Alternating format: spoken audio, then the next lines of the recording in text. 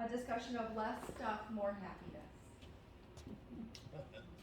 Yes, my husband is in Williston, North Dakota right now, moving his father into assisted living. Less stuff. Less stuff. His pickup is, he said, crammed full of stuff to bring home. So, probably for the rummage sale. Great timing. So today we have Kyle Waytashek. Kyles360Tech is how Kyle found me. And I think Kyle has a lot to talk about. We build this as how to watch TV without cable, but I think Kyle's going to cover a lot of other stuff too. So I think he's got his fingers in a lot of stuff. So the floor is yours, Kyle. Thank you. Remember, I know you got a lot to talk about. Try not to talk too fast. I talk really fast, so they complain about me. Well, if anybody has any problems with how fast I talk, just let me know. I'll slow down. Hi, my name is Kyle Waytashek. I am the founder of Kyles360Tech. We are a local technology company located in Sauk Rapids, Minnesota. We were founded in 2020, officially recognized and registered in 2021 due to obvious reasons. But my goal is to educate the Central Minnesota area about technology. My sales for me comes second. I have my own daytime job. Technology for me is a hobby, not a business. But regarding services I do, I cover basically, again, like 360, that's why I call myself 360 Tech. I cover all boundaries. I do photo restoration and digitalization, remote computer support, eBay sales and marketplace sales. In fact, I do have two of my customers in the room with me right here who I've helped with eBay sales. And smart home setup and support, which is what we will be talking about today. However, if anybody has any other technical questions at all, I don't care if it has to do with smart home devices, whatever you guys have questions about, I'll be more than happy to ask. I'll be happy to help you as the best I can. And I also do have some of my 3D printed stuff I have over on this table. Once we get done talking today, you guys can definitely take a look at it if you guys are interested.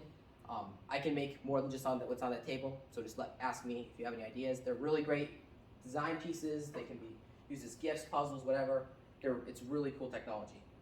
But all right, so a little about me. So I graduated Sauk Rapids High School in 2020. I volunteered at the Humane Society for over 5 years and gained Volunteer of the Year, a Junior Volunteer of the Year for 3 of those years, which basically means I had the most junior hours than any other volunteer there. And I had a lot of competition.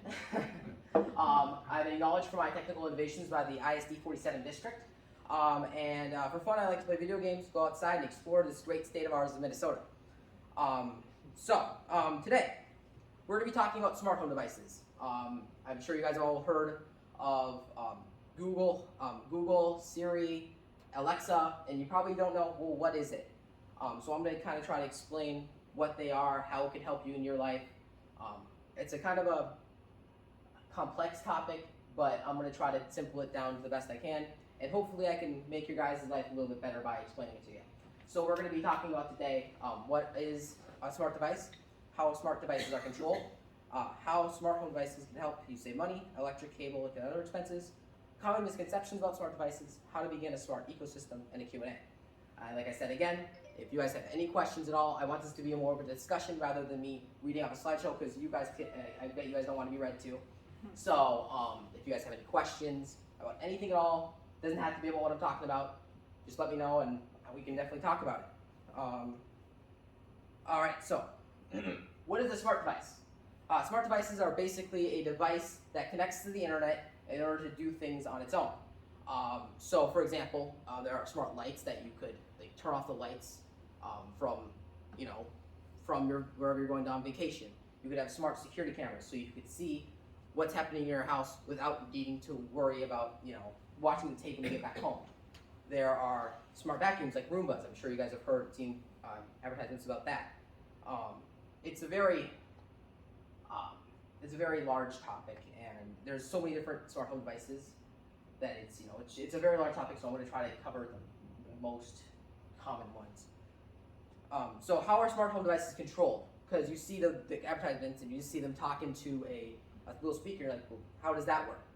So smart home devices are essentially, they connect to the Wi-Fi, you connect them to the Wi-Fi, and then you have what's called a assistant. What that is it's basically a little thing on your coffee table or wherever you want to place it, and you talk to it. You say, all right, Alexa, turn on the lights, and it will send a message to its server, and then it will tell all the lights to turn on.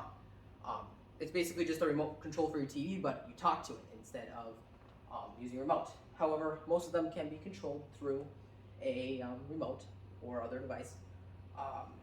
And the other part about that is, some people aren't comfortable with it hearing you all the time. They can normally be controlled through your phone, or else you can also, if you have a smart speaker, you normally have the option to turn them off. So what type of smart devices are there? They come in many different shapes and sizes, like I mentioned. There are smart lights, there are smart power outlets, so you can turn any device into a smart device. You can turn it on remotely. Automated blind openers, smart LEDs, and much more. And I'm going to try to go over the basics here, and the different devices we can have. So smart bulbs normally cost between $25 to $25. Now, I'm kind of trying to engage you guys here. So how many times have you guys gotten out of your house and you go, dang it, I forgot to turn off my lights?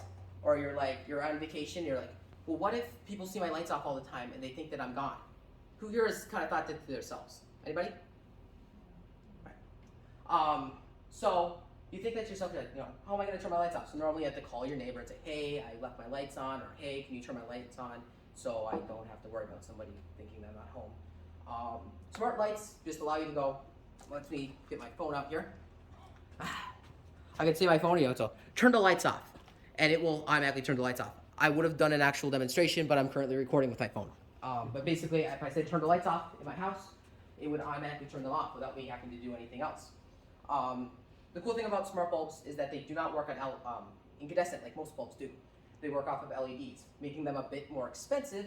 However, it makes it so they last up to 20 times longer, and some LED bulbs allow you to shine any color, so you can, it makes it decorating for the season a lot easier.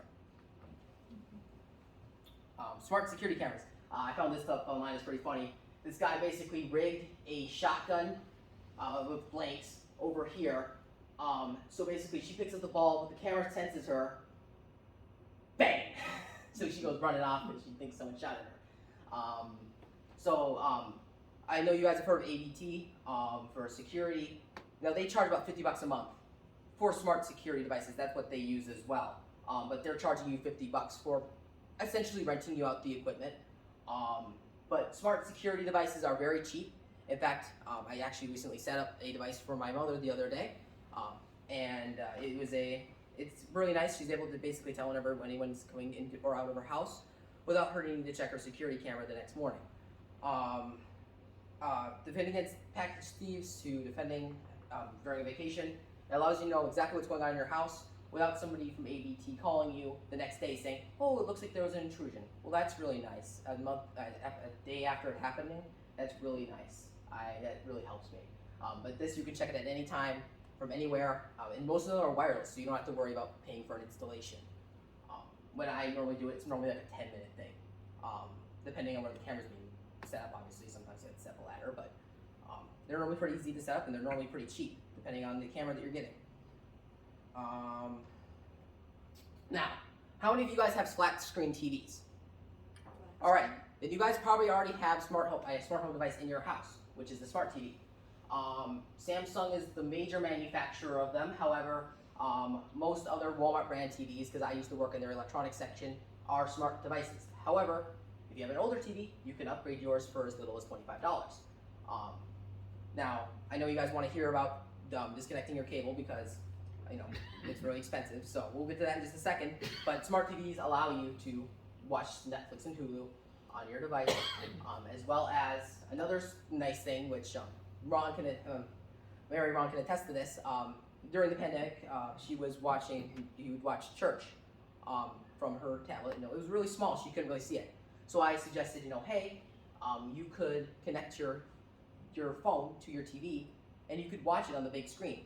So instead of squinting and looking at the small screen, because most people don't have as big as a phone as I do, you can hook it up to your TV and you can watch it. And it's really nice for people who are more vision impaired. They don't have to use their glasses. So that's a really nice thing. Again, we'll go on to cutting cable later. Assistant speakers. This is what I was talking about earlier with the thing sitting on your desk. Assistant speakers basically allow you to have the knowledge of the internet at your fingertips with just a single talk, with a simple saying. So I could say, okay Google, what is the size of Mount Everest? And it will answer. For example, here I asked it how long Walmart is open, to roll a dice, to play Believer by Imagine Dragons. You can ask it basically whatever you want, and it will do it for you. It's really great for setting alarms. If you don't like setting like an alarm clock, it's really great for playing music. It's basically just a big speaker, so the music's really great. And back in the day, you'd have to get a CD from the store. Now, you just ask it to play the song, it will play it. You don't need to buy the DVD. So that's a really cool thing that came now without needing to worry about going to a record store every single time. Smart displays are actually what you're seeing in this photo. A speaker is a little bit smaller, it doesn't have a screen. But a smart display is basically like this, where you could have it in like a kitchen or a spot where you wouldn't have a TV screen. So you can do stuff like, for example, cooking instructions. Again, you have access to the entire internet for their cooking instruction. Here's news. And you could basically, it's very amazing, and I haven't even discovered mine yet. I've had it for about 4 months. Every single time I use it, I learn something new that it can do. It's like a secondary helping hand. And it's been a really great addition to my house. Another cool thing that they can do is shopping from home. I'm sure you guys have heard of Amazon before. And I bet most of you guys, you go shopping, it takes about 2 hours of your day. What's really great about smart home devices is you don't need to worry about that. You just say, buy bananas. 2 days later, they'll show up at your door. Walmart has a thing where they can do it as little as 2 hours. Smart switches and motors. So how many of you guys have some sort of physical disability like arthritis, degenerative disc disease, anything that prevents mobility at all? Anybody? All right. So, you might be sitting, writing a book, and then the sun starts shining in your eyes. You're like, dang, now I'm gonna have to go all the way over to the curtains, pull them down. Or, for example, you might be, you get up in the morning, you don't even have the disability for this, but say you wake up in the morning, you want to have a cup of Joe ready for you, because I know a lot of people can't go a day without their coffee. You can have it automatically start your coffee, or else you can have the blinds automatically turn off for you with just saying, turn down the blinds, or start my coffee. It's a very customizable thing, and each smart home is different. Now, I'm going to ask you guys another question. How many of you guys are the main vacuumer of the house? Because I know a lot of people, they'll have one person vacuum and the other person will do other things. How many of you guys vacuum? All right. Now, can I get a volunteer in the audience? How much do you guys think that you vacuum? Like how many hours in a week do you say that you vacuum? A lot? Oh, let's go to Alberta here. She's our cleaner. Maybe 5 or 6 hours, maybe. Yeah. I have had my apartment for 4 months. I have not lifted my hand to vacuum once. That is why smart home vacuums and mops exist. And they aren't expensive. You may think they're a robot. They're going to be expensive. They are not. For example, if you get it cheap on Amazon, they'll do the exact same thing mine can do at home. $50. You will never have to touch a vacuum again. Now, there are some downsides. For example, some of the cheaper ones can't navigate very well, so they basically navigate by playing pinball around your house. They'll hit something lightly, it's not very hard, but it will hit something, go to the next thing, hit it, and it will just kind of play ping pong until it gets back to its home. And the other part is that they can't do deep cleaning. They can't get stains out of your carpet like a carpet cleaner can. But I haven't had any major stains. And I have a $99 vacuum, and it does the job. I've never had to vacuum once. So that's a very amazing device that a lot of people seem to like. For example, I like to tell you guys a story. When I was living with my grandma, I brought my robot vacuum with me, and we started using it, and she loved it. And when I moved out, I asked her, well, I'm gonna take my vacuum with me. What are you guys gonna do? I'm gonna get a new one. So she like that, and she got a new vacuum for Christmas by yours truly. And it, again, she hasn't had to do it ever since. Give me 1 second. I think that's my alarm. No, it's not. All right. At least I was supposed to have similar We have the alarms. same ring. I guess so. All right. So Have you ever heard stories about them? If you have pets, you have to be careful. yes. So I mean, I know that most pets won't get near the thing. Like dogs, they just go under the. I know all pets react differently. You know, pets are our family, so all of them are different. I've seen videos online of cats riding the thing. They normally don't get too involved with it, and a lot of them are actually able to pick up pet hair.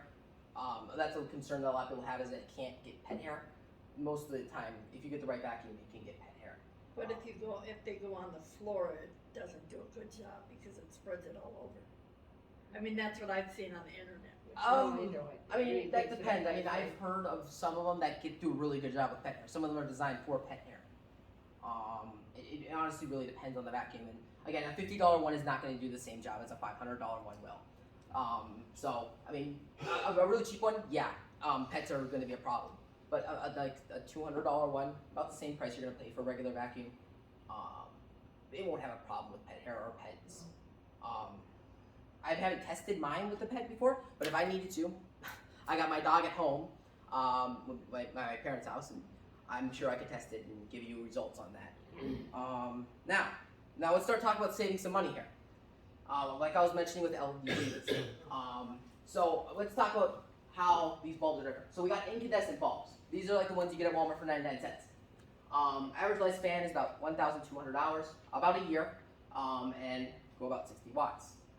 Which is insanely high for a single bulb, because what it has to do is it has to heat up the filament inside to shine it, and that, you know, it takes a lot of electricity to do that instantaneously.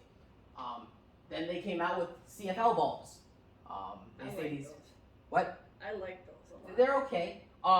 Problem is, number one, they have mercury inside of them. So if one was to break and you were nearby it, you could potentially get mercury on it stuff, which is poisonous. They last a lot longer than incandescents, but they are still a lot less than LEDs, and they also are a lot less. They use a lot less energy, but still they do use more than LEDs. LEDs are where smart home devices normally use. They last about 25,000 hours. They use no mercury. They use 6 to 8 watts, and I'm about to show you over time that can make a lot of money. So let's say that I calculated, you use about a light about 1,000 hours a year. So I did the math. So you have 19 bulbs in your house. One's using 60 watts and one's using 8 watts.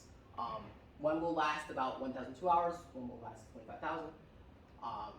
And then you also have to realize that it may seem expensive at first, $8 compared to about $1, but you have to buy the bulbs you have to replace them about once a year. So you're gonna end up with each of those 19 bulbs, you're gonna need to replace it 25 times over 25 years. So after you do the math, you're gonna be ending up with about a $624 for an LED bulb over a 25-year period, including electricity. Where with an incandescent bulb, you're gonna be ending up around $3,800. So you can kind of see where the money starts to add up. You can see where you can start saving some money there. The other part is with light bulbs. Again, you realize your bulbs are on, tell your smart device to turn them off, you save electricity. It's an electricity saver as well as a nice thing to have around your house. Now, I mentioned all these devices, and you're thinking to yourself, what? I'm not gonna spend all this money on all these devices. I don't wanna have to pay for all these devices. You don't need to buy all of them. You decide what you want to do. If you just want the robot vacuum, you just want to stop vacuuming, get the robot vacuum. You're done. If you want to get a few smart bulbs, that's it. You're done. You could just have a few for the outdoors, like if you wanted to just have something for security. Boom, you're done. It's not like a big package where you need to install everything. It's just you choose what you want, and that's what I'm here for. If you have a situation, you call me. I can tell you what I would believe would be the best solution for you, and I can give you prices, and because I have experience with these types of things. And don't be hesitant. This, think about how could I improve my life? What one of these devices could help me? And you work from there. Again, for me, for installation, because I'm sure you guys are like, dang, I don't want to have to go through all this trouble. My service, I charge. I can help you buy the item. I basically charge the price of the item, or else you can buy it yourself. And then I charge a flat $40 installation fee per hour. And it normally takes about an hour, so it's about $40 plus whatever you pay for the items. And then after that, I can also assist you if you have problems in the future. You just give me a call. Craig can know, and he knows that I will pick up my phone basically any time of day. Now, here comes the big thing. I know you guys have been wanting to know this. How many of you guys have cable? All right, somebody for the audience, tell me, how much do you guys pay for your cable? Too much. Now, you're getting how many cable? Do you know how many channels that you're currently getting? Can you get a ballpark estimate? 300 channels, 100 channels? I don't. You don't know? I probably watched 6 of them. Okay, so most packages come with about 200 channels, and most of them, a good portion of them are in Spanish. I don't know if we have any Spanish speakers out yet, but most of the people don't understand Spanish. So a good portion of them are in Spanish. The other bunch of them are things you don't watch, and then you watch about 6 of them. So, I mean, for $80 for 6 channels that you have to watch ads for, I'm no economic expert, but I consider that highway robbery. And that is why the cable industry is dying. That is why they've gotten more desperate with their telemarketing calls, because they are realizing that their industry is dying. People have realized that Netflix and Hulu and all the other streaming services are the way of the future. And also cable companies, channels have realized that, and that's why they have HBO Go, HBO Max, all those other streaming services. That's why they exist, because people realize that it's not going to last forever, that cable is not going to last. Back in the day, when you got a TV, you set up an antenna, you're good. You have everything you need. You have all the different channels that you can pick up. When cable companies started adding their packages, and back in the day when you got it on a signal, they had ads in there because they couldn't charge you for picking up their signal. And that's why radio stations do it, because they can't charge you for tuning in. When the cable companies picked it up, they went, hey, we'll give you this package in an easier way for $40 a month. That number slowly increased, and they realized people are accustomed to ads. Let's just leave them in there. And nobody questioned it. I'm sure something like that, but a lot of people didn't question it, and we still have ads today. And most things that you pay for, most of them don't have ads. You get like an app on your phone. You can pay for no ads. You can't do that with cable companies. You just have to put up with them. That's why Netflix and Hulu and all the other streaming services have taken off, because people are sick of it. Now, like I said here, an average adult has admitted that they pay between $51 and $100 for cable television every month. For me, that's about 1/10 of my rent. So that's insanity. Now, I have not paid a cent for it for cable companies, but I've been able to see everything I want because I use Netflix. Now, let me tell you the pros and cons of Netflix. Netflix allows you to watch, and Hulu and all the other ones, they all basically work the same. They just have different lineups. They allow you to watch whatever you want, wherever you want, whenever you want. Let's say that I wanted to watch, Pawn Stars. I was watching it a couple days ago. I went on Netflix, I went on my TV, I went to Pawn Stars, and I started watching it. Then I wanted to go on a walk. I took it to my phone. I continued watching it while I was walking. You don't need to be stuck to your TV. You can take it with you. The other thing about Netflix and other streaming services is that they allow you to share it. So my mom currently uses my plan. My friend currently uses my plan because they allow you to use 5 devices. Most people don't watch on more than 1 device at a time, so you can share it. So not only are you getting 1 person can use the service, but normally 5. So you can share it with your friends and family, which is very nice. It normally goes off of internet, so your your service will not be cut out due to a storm. You can just keep watching it as long as your internet provider is fine. As long as your internet provider is still up, which 95% of the time they are, you can continue to watch your stuff. And if you don't have good internet, you can download. So you can say, okay, I want to watch this later on. You download it. You can watch it the next day. And you don't have to worry about waiting for it to come on to record it. You just, I want to watch this later, boom. I want to watch this later, boom. It's that simple. A lot of people have concerns about Netflix. What if my show isn't on there, right? 97% of shows are streamable. Local channels you have to get an antenna for, but again, that's like a $20 thing you can get at Walmart, and you don't need to worry about paying cable. You still get the ads, but it's a lot better. And then most streaming services allow you to get local channels as well, depending on the provider. But again, I can discuss that with people individually. But again, you pay $50, $80 a month for your cable. Netflix basic plans normally start about $8. Hulu normally starts at about $17 because they have a lot more selection, and they also have some live streaming events as well. I have heard the best way to go about it is basically to kind of combine the two, or else because Hulu recently had a merger with Disney, and Disney has what is it? ESPN. So they had a merger. So you would get, if you did like Hulu, you get ESPN, Disney, and Hulu all in one package. So it's a very nice deal. You basically, if you can't find what you want on Hulu and Netflix, there are other options, but I mean, you'll find something, I guarantee it. The only problem with them is you require an internet connection. Most people have that in their house. Unfortunately, if you don't have an internet connection, it won't work. But most people have an internet connection, and if they don't, most of their apartments will provide it. Yes. How about the news channels like MSNBC, CNN? Can you pick those up as well? Yes. Netflix won't do it. Hulu won't do it. YouTube TV does. If you have a Samsung device, a Samsung TV, they have a thing called Samsung Free, which has versions of CNN, CSNBC, and Fox. So and then if you decided that also, if that doesn't work with you, you can also just get a antenna. You can pick those channels up, and you don't have to worry about paying that monthly bill.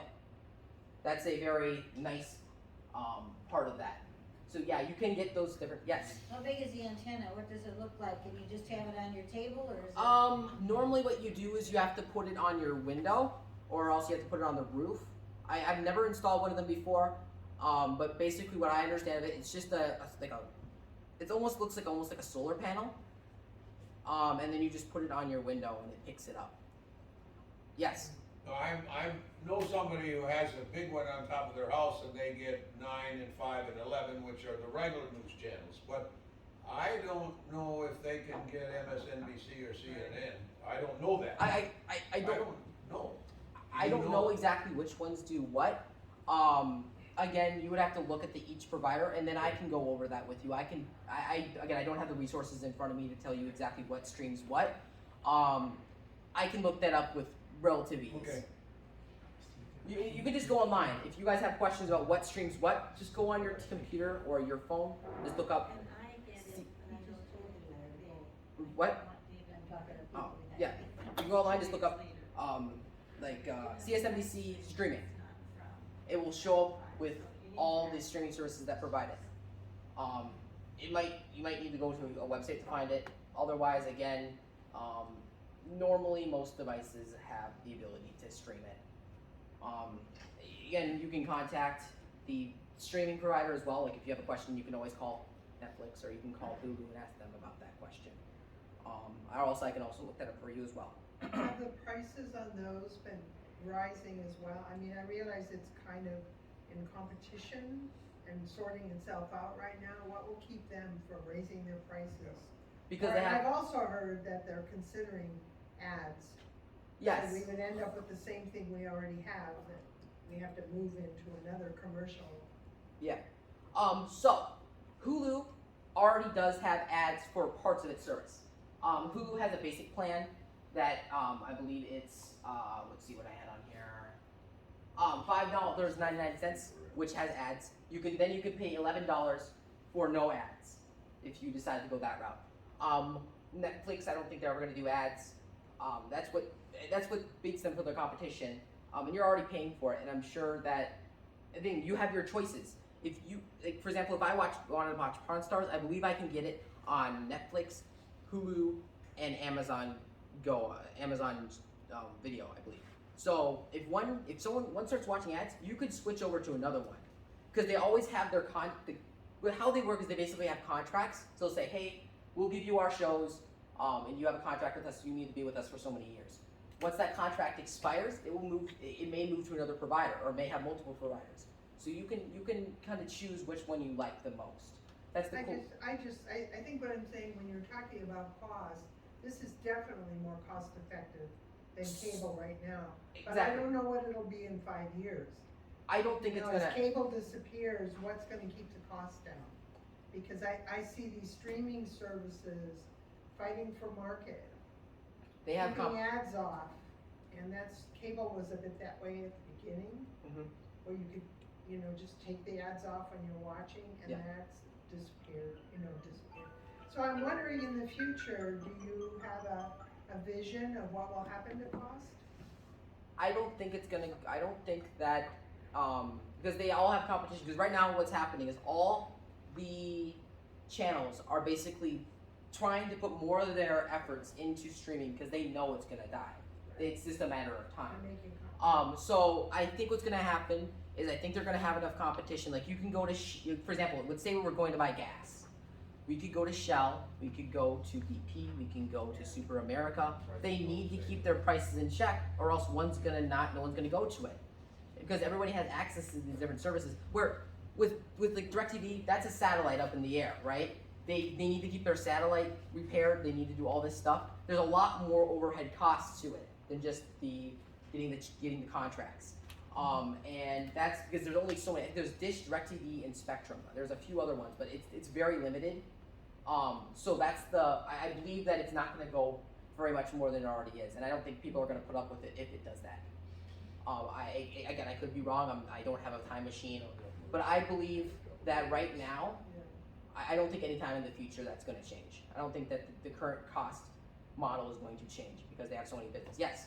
I know I had Netflix at least 10 years ago, I'm sure it was 8 or 10 years ago, and it was about $7, $8 then.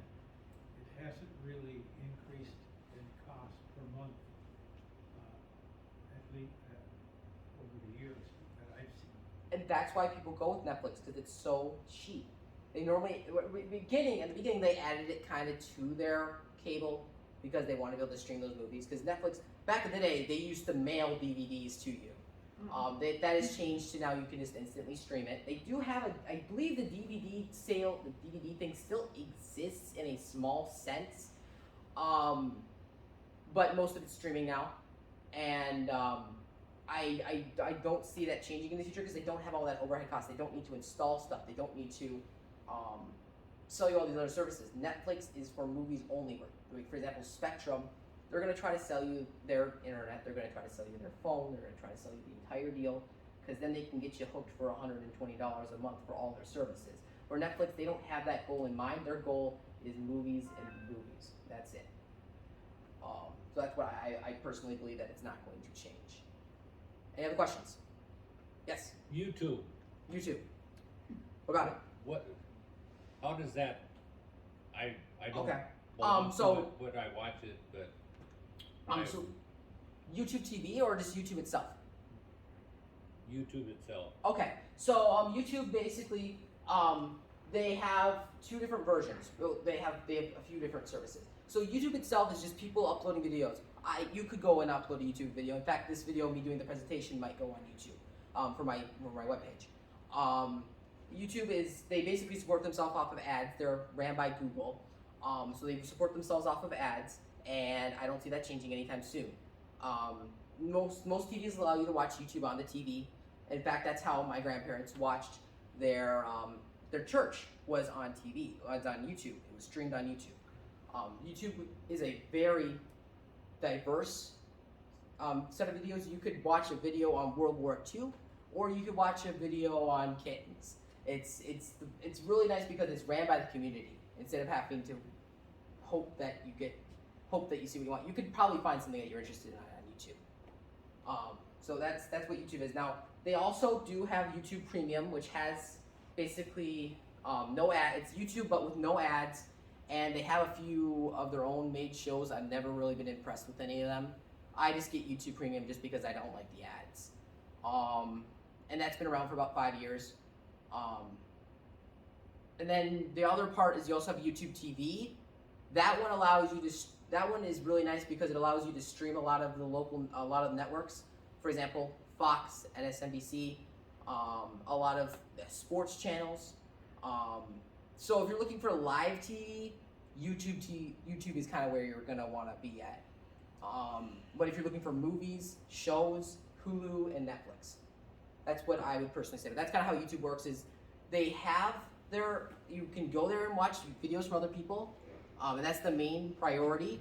But you can also go and watch TV shows and movies, and they've been I've noticed that they've been kind of trying to expand and turning into a Netflix. But they also have people downloading, and that will never change. YouTube will always be a place where creators can make content, and you can go and watch it there. So, YouTube is free unless you want to get like premium or something like that. Any other questions? They do have a lot of access to free movies on YouTube too. Yes, You I'd just really have like to to mention watch, that. you know, and Yeah. So with that, I know with YouTube, I completely forgot to mention that. Thank you for bringing that up. So YouTube does have a lot of free movies you can go on there. I don't know what the selection is, but what you can do is you can watch a movie and then it will have ads in there. Which, I mean, still, that's a lot. And normally the ads are like one ad at a time, and they'll normally have about 15 ads in there. So it's, again, that's a lot better than having to deal with watching about half the movie is ads and then the other half is the movie for most for FX. You don't have to worry about all those ads and having to wait, and you know it's a lot more convenient, a lot less ads. Again, the only reason why TV companies have it now is they know they can get away with it. No, you can't do anything to stop them. Why would they stop showing ads? I'm convinced that they will dig themselves to their grave that way. Any other questions? All right. And if you guys have any other questions about Netflix or Hulu, let me know. I have business cards. Give me a call. All right. Frequently asked questions. What's a good way to start a smart home ecosystem? That's basically just making your home a smart home. That's another word for it. Tech has a tendency of using words that aren't used anywhere else just because they can and they want to sound fancy. It's not fancy. It's just how to make a smart home. Basically, you just start with like an assistant and you move on from there. You don't have to have an assistant depending on your device. Like the smart lights, you would probably need an assistant. But other than that, you can pretty much go with whatever. You can just have it all on your phone. It's normally controlled through an app on your phone. So you could just set up your smart lights and leave them there and just do your own thing. And with smart lights, you don't need to use your voice. You can just flick a switch. You don't need to worry about that. So if you're just looking for the LED part of it, you can do that too. That's completely your choice. Is there an optimal layout? Like, is there a specific way that you should set it up? No, not really. You can just choose what you want and go from there. Again, for my house, for example, I have a Roomba and I have some smart lights. So like in the morning, they automatically turn on. In the night, they turn off. And they adjust to the sun. So like if it's raining outside, they might dim a little bit. During Christmas time, I had them so they were red and green. So it was kind of cute. But yeah, it's really your choice how you want to set it up. You could just decide to get it. Like I said, you could just decide to get a Roomba. You could just decide to get some security cameras.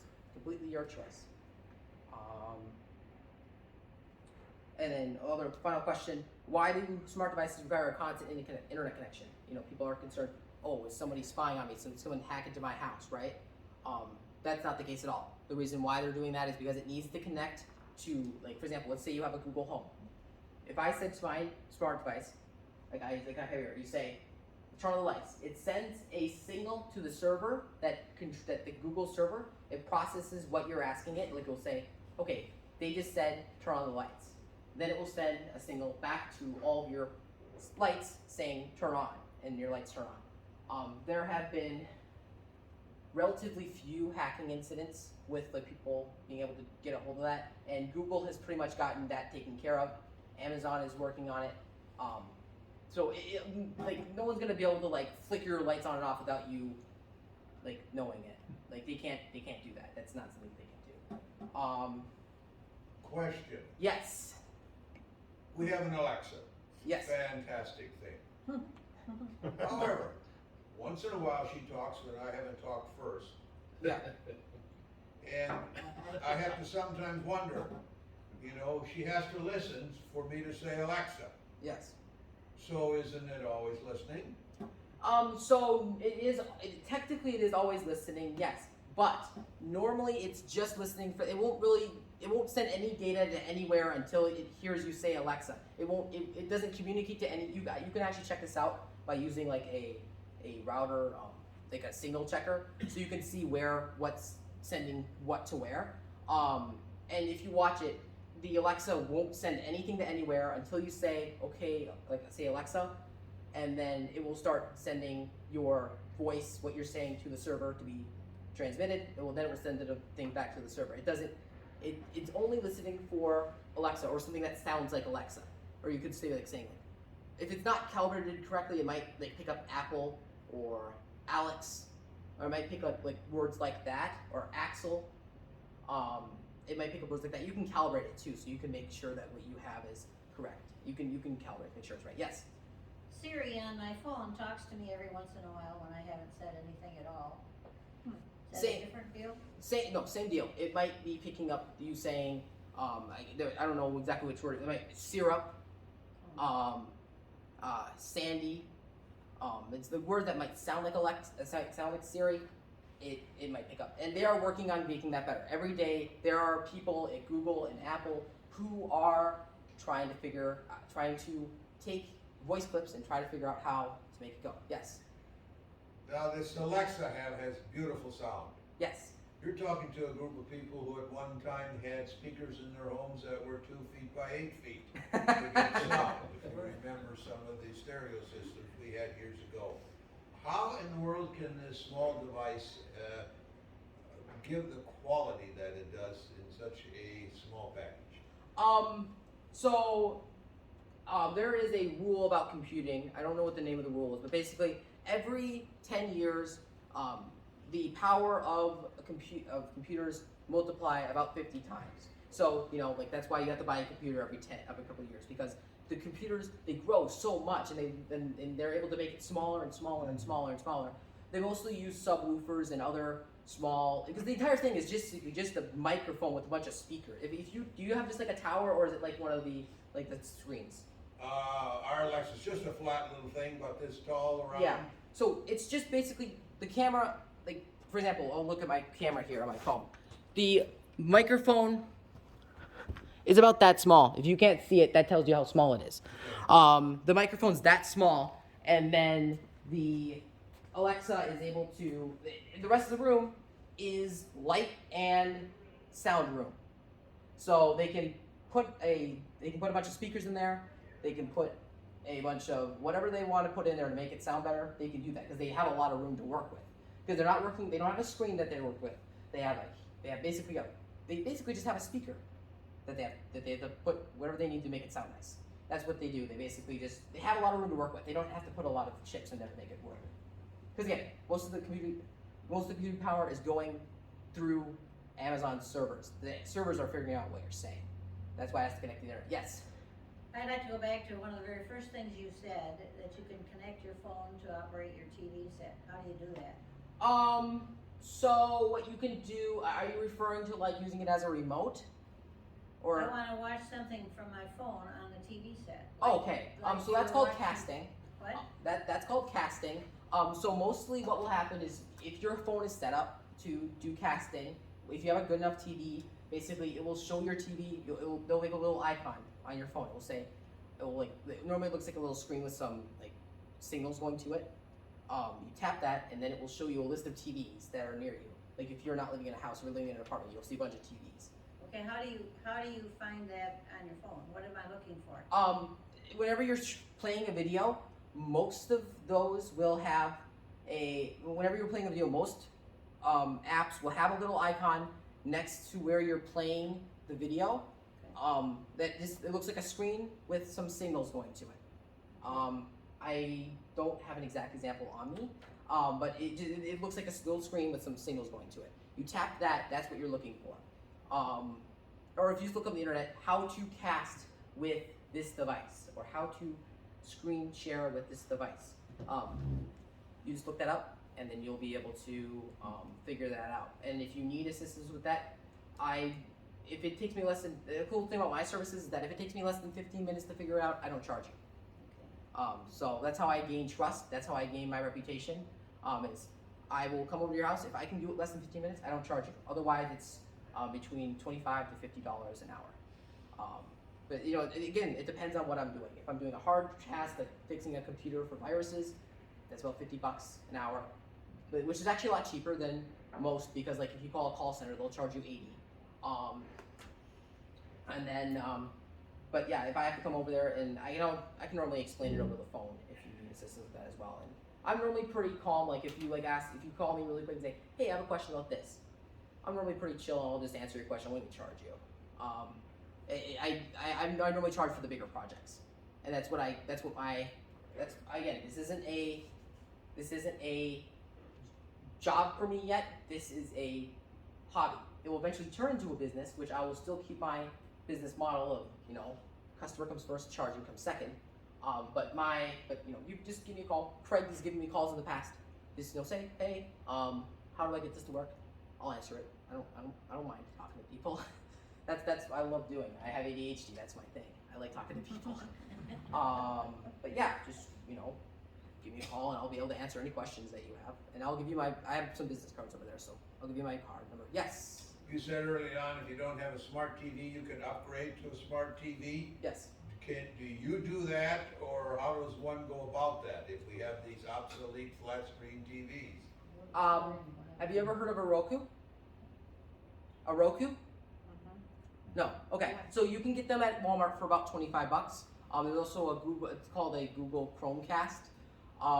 You can get that at Walmart for about $25. They're pretty cheap. Okay. And then they give the TV all the functionality it needs to be a smart TV. You basically just switch to its channel. It goes to an HDMI port. You just switch to its channel, and then it works as a smart TV. And then I can set that up for you, no problem. And I can show you the ones and figure out which one you like the best. Any other questions? And I don't have to talk about smart stuff. I can talk about computer viruses. I can talk about scams, for tech support scams. I can talk about 3D printing or anything. Yes. People say you have to cover the camera on your computer. Yes, that's a very good question. I don't cover my camera. Why? Because I can tell if someone's going through it. Most laptops and cameras have a little light next to them to tell if it's on.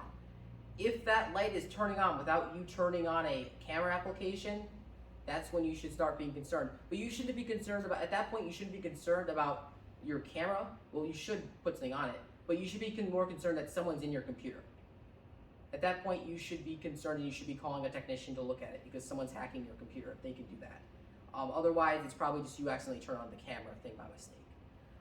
It's people could do it, but because what happens is on my camera there is basically a wire about like right here.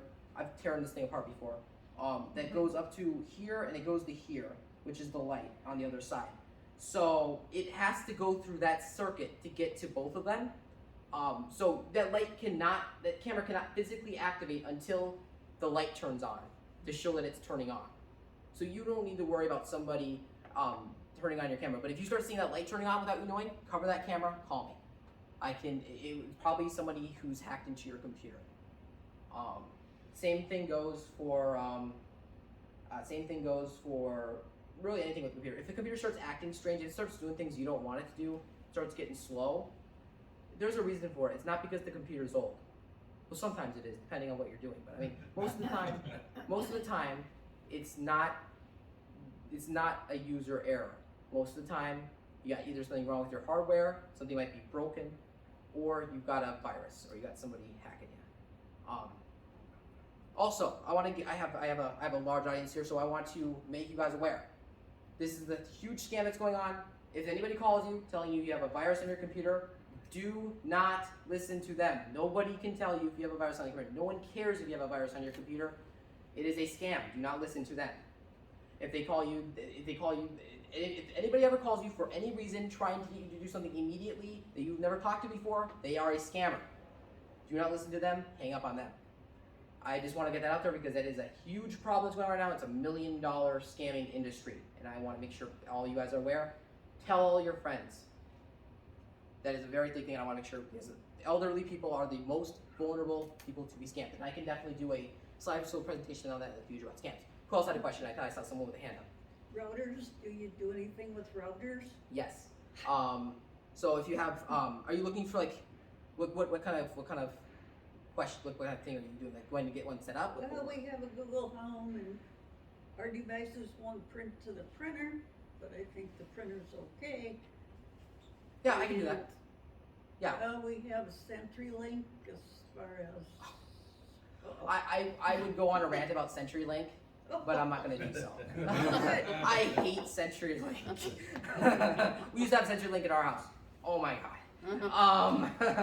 But yeah, I can help you with that. No problem. Yes. Do you work with Apple software and equipment and that sort of thing too, or not? Yes. I'm not as knowledgeable about Apple than I am about Windows, but I can help people with Apple devices. Just the other day, I had someone with an iMac, something like this. I had to, basically their hard drive died, so I had to basically pry the screen off to get the, you think this thing would be really hard to get off. It's actually just a bunch of magnets. You have to get in there with a bunch of special tools, but you can get it open. But yeah, I can help with hardware, I can help with software. I've used Apple for about 4 years because I was at the ISD 47 district and they all have MacBooks. So I have experience with Mac stuff. It's pretty much the same thing. There's a little bit of a change, but I can help with Mac stuff, yes. If you have specific questions, you can definitely ask me and we can figure something out. Any other questions?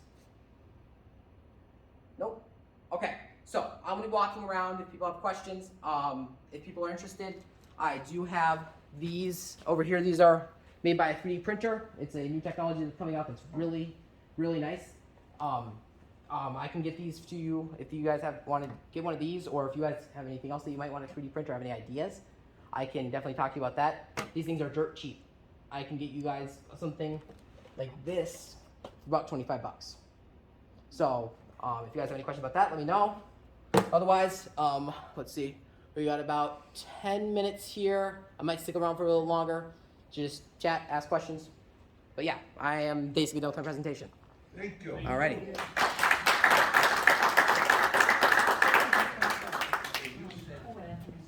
I also do